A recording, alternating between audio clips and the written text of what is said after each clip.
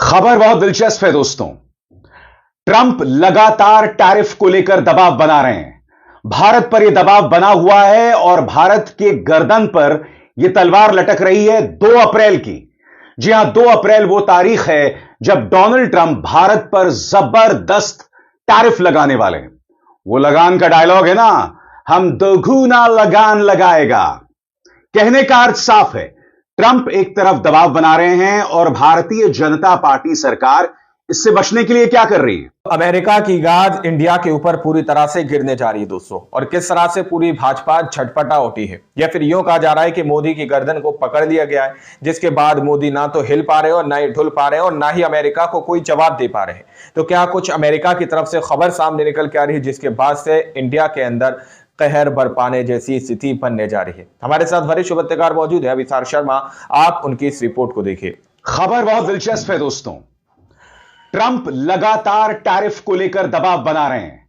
भारत पर यह दबाव बना हुआ है और भारत के गर्दन पर यह तलवार लटक रही है 2 अप्रैल की। जी हां, 2 अप्रैल वो तारीख है जब डोनाल्ड ट्रंप भारत पर जबरदस्त टैरिफ लगाने वाले हैं। वो लगान का डायलॉग है ना, हम दोगुना लगान लगाएगा। कहने का अर्थ साफ है, ट्रंप एक तरफ दबाव बना रहे हैं और भारतीय जनता पार्टी सरकार इससे बचने के लिए क्या कर रही है? भारतीय जनता पार्टी सरकार इससे बचने के लिए चीन के लिए अपने दरवाजे खोल रही है। बिल्कुल सही सुना आपने दोस्तों।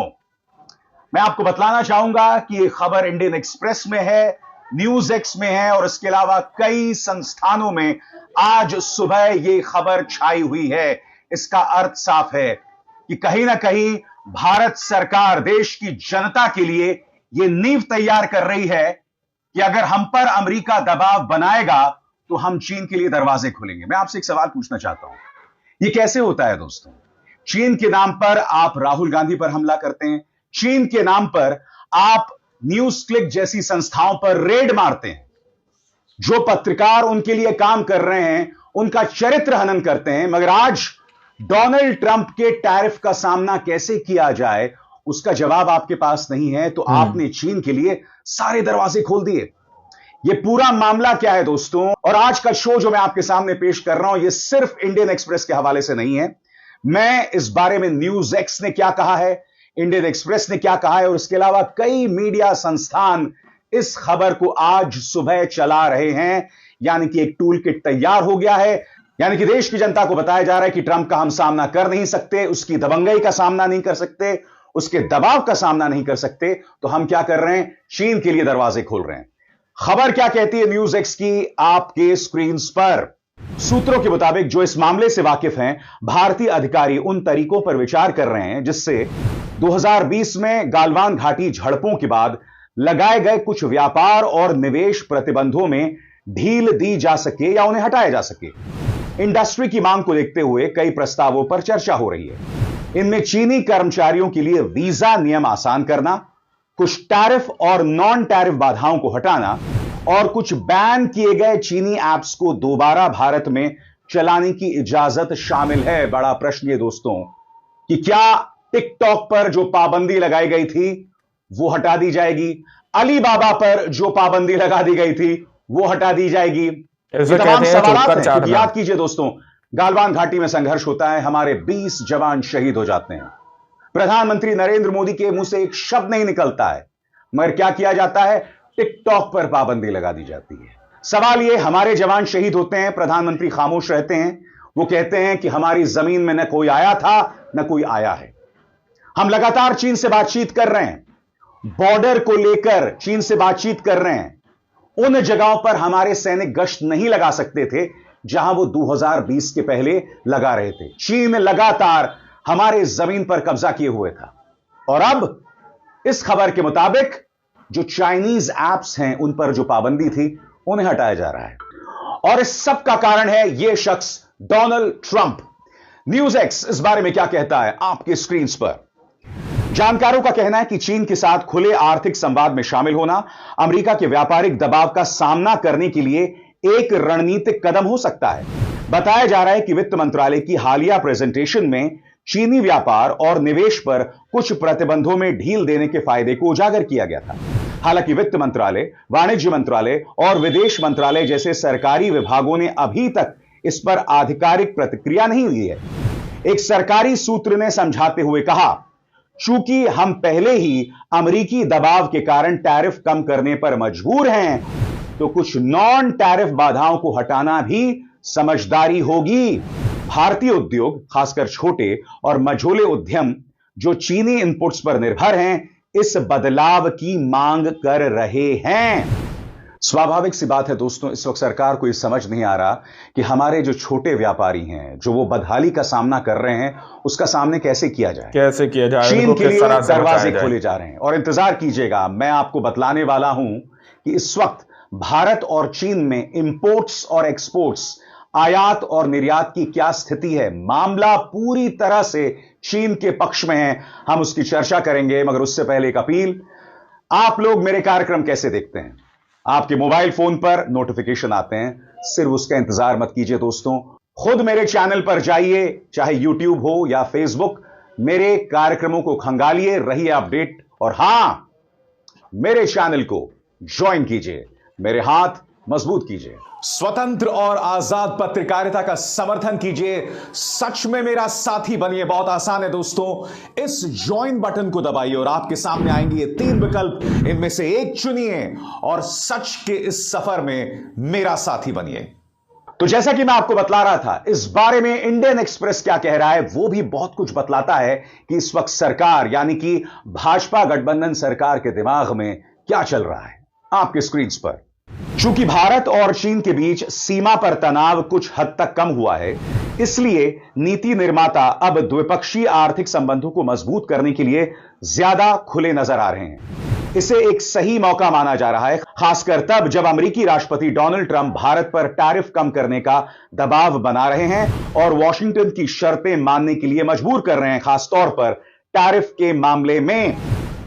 याद कीजिएगा दोस्तों, डोनाल्ड ट्रंप ने अमेरिकी संसद में खड़े होकर भारत का नाम लिया था और भारत पर टैरिफ लगाने की बात कही थी। याद कीजिएगा, उनकी व्हाइट हाउस की प्रवक्ता आती हैं कि भारत हमारी शराब पर 150% टैरिफ लगाता है, हम भारत के कृषि उत्पादों पर 100% टैरिफ लगाएंगे। आपको याद है संसद में डोनाल्ड ट्रंप ने क्या कहा था? फिर सुनिए। India charges us auto tariffs hundred higher than 100%. China's average tariff on our products is twice what we charge them.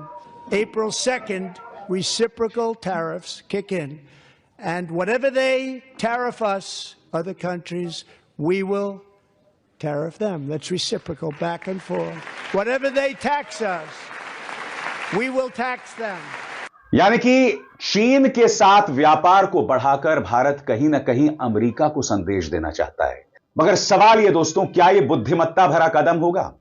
सवाल यह कि जब डोनाल्ड ट्रंप भारत की तौहीन करते हैं, भारत को टैरिफ किंग बताते हैं, तब प्रधानमंत्री खामोश रहते हैं। मगर यहां आकर अब हम चीन के साथ व्यापार बढ़ा रहे हैं, वो चीन जिसके नाम पर आप देश की जनता में लोगों पर निशाना साधते हैं।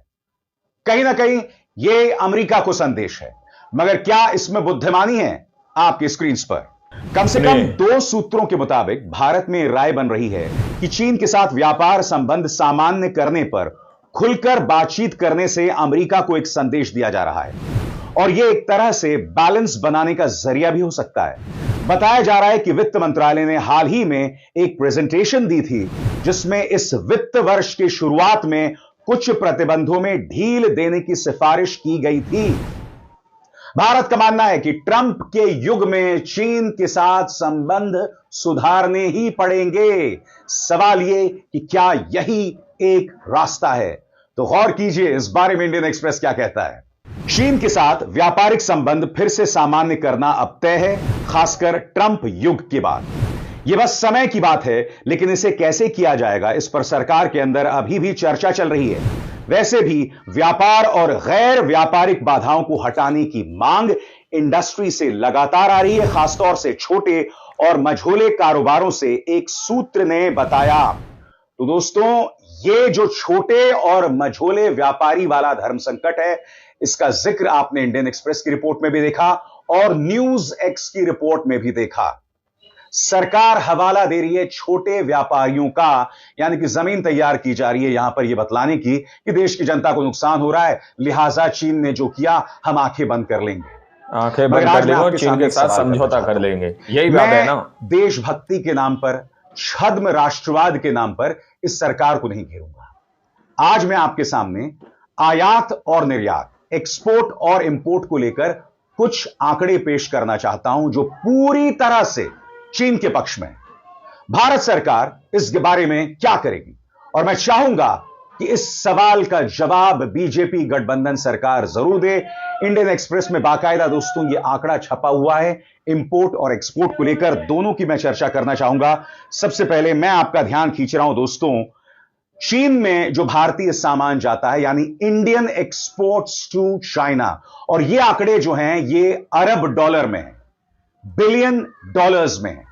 आपकी स्क्रीन पर साल 2020 उस वक्त भारत जो चीन में सामान भेजता था, यानी भारत।